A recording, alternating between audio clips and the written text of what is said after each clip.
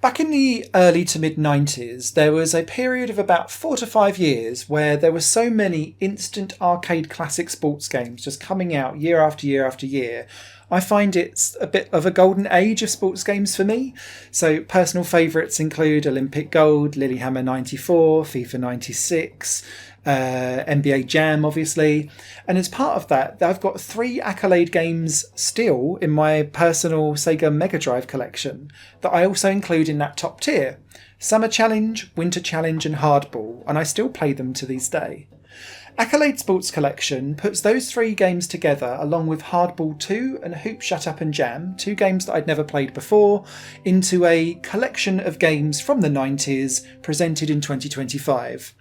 There's not been too much in terms of remastering, but you can have save states, some rewinds, some changes to some of the rules in the background, and like a quick reload feature and things like that. And the manual's also put inside the game too, along with some of the kind of concept arts in the background. But it is essentially a very small spruce and polish and then out into the wild.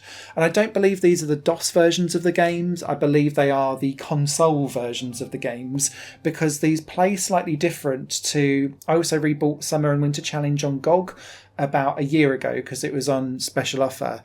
And there's slight nuances in how the 2 versions play alongside what I have on my Mega Drive collection as well. So it's funny how that happens. Anyway, what have we got in these collections and do they hold up with the test of time?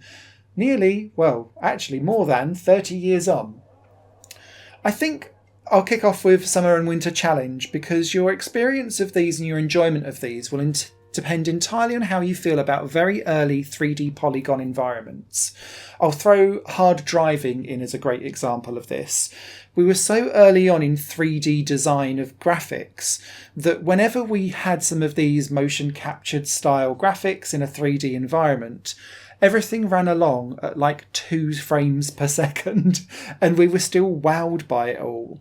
And because so much of Winter and Summer Challenge is built around this style, these are the 2 games that have aged the most and have lost some of their sparkle over 30 years because you aren't used to having to go down these environments at like 2 frames per second, or having to second guess and memorise either the luge and downhill course or where the flags are for your giant slalom or downhill, or getting the timing right when you're doing the 400-metre hurdles, because if you get one wrong, you stack it and you fall over. These games are hard and they will punish you and they're designed to try and trip you up.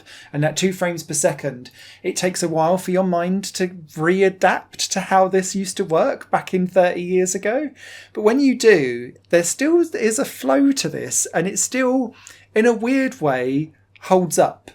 What do hold up in Winter and Summer Challenge, though, are the 2D environment games. So Biathlon, still fantastic, and I still find that engrossing to play. Archery works exceptionally well. I would say that the cycling event actually still holds up, and this is one of the few games where I can actually do well on the pole vault. So Lord have mercy on me, I could never do that on Olympic Gold, yet I can win the gold on this one quite happily. So for those 2 games out of the way, the other 3 don't suffer with that 3D polygonal environment because they are 2D games to some degree. Hardball, I think, is still one of my favourite baseball games of all time, and the reason why is because it's got a really cool control scheme in that you choose with the directional pad or D-pad what type of shot you're going to do, and then you choose like in an 8 directional tilt when you hit the button to whack the ball where you're going to be hitting and sending the ball out. And it's relatively like a matching of this is where I'm going to go, this is hopefully how well I'm going to time the hit. And then if you're playing as fielder, you're then using the same D-pad to select which fielder you're going to take control of to run towards the ball. And then because you're in the diamond, it's up, down, left and right to then press the button to throw it to that base. I really like with Hardball, and it still gets me, how you can kind of throw the thing back and around in between the 4 different base guards so that you can be like, hey, and you can, as the person trying to run to get the home run, can kind of run back and forth and try and edge out and then to make a run for it. All of these mechanics were here 30 years ago that are still here today, and they play superbly well. And Hardball 2 does it from a different perspective and makes it more 3D-ish. And I'm not sure it's better than Hardball, but it certainly adds in a unique twist to making the two games quite distinct and play very differently. Hardball 2 almost feels more managerial sometimes than Hardball 1 does, but they both have their strengths and weaknesses. What I also like is how cinematic and TV-esque these games are. So you'll get the national anthem, you'll get the little pipe organ doing little funky songs as people run in and out and off the pitch. It feels like it's trying to do its best for TV shows, but it's 1992. So both of those games were fun and nostalgic, and I really enjoyed diving into those, as I did with Hoops, Shut Up and Jam, which isn't quite an NBA Jam killer, but it's extremely playable, great fun, 2v2, the AI works exceptionally well and plays with you and alongside you, and does a lot better than some modern games, I must admit. And so it's because you feel right in the heart of a 2v2 battle working with your opponents. The AI will know with a couple of seconds to go that there's only 2 seconds left, so it will lob the ball to try and see if it can score a wild 3-pointer at the last minute. And the beauty of Hoop, Shut Up and Jam is that all of the players have their own unique stats, so you can kind of build your own little motley duo to then go on a tour with it, in a similar way to how Hardball has this big, huge exhibition league that you can dive into. And they just have longevity, and so actually Hardball 1 and 2 and Hoops, Shut Up and Jam absolutely all stand the test of time and are still just as replayable in 2025 as they were back in the mid-90s. And from that perspective, I have to say I give this collection a thumbs up.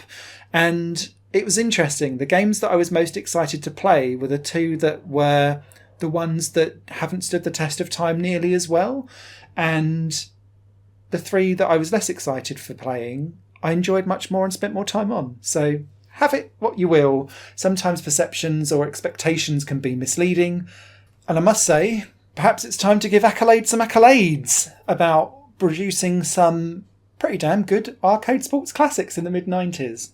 If you're a fan of that era of gaming, it's well worth taking a look at these collections. They don't add much to the originals, and sometimes that's actually a good thing. So yeah, take a little look at this. Surprisingly enjoyable 30 years on. Higher Plane Games is part of the Higher Plane Network, a completely independent media outlet supported by people like you. The goal is to create the best possible content that cultivates a richer indie scene for games as well as music and entertainment. To find out more and to get involved, visit patreon.com/Higher Plane Network. Your support makes all the difference, and in return you'll gain access to bonus content and downloads. Thank you for watching.